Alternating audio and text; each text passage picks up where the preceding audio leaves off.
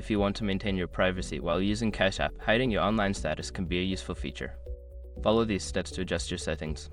Step 1. Open Cash App. Launch the Cash App on your mobile device. Ensure you are logged into your account to access the settings. Step 2. Go to Profile.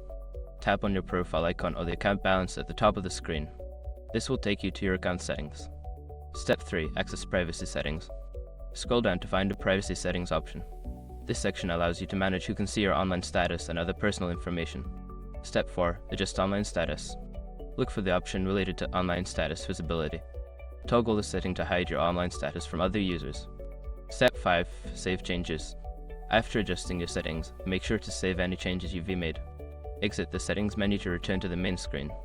By following these steps, you can successfully hide your online status on Cash App, enhancing your privacy while using the platform.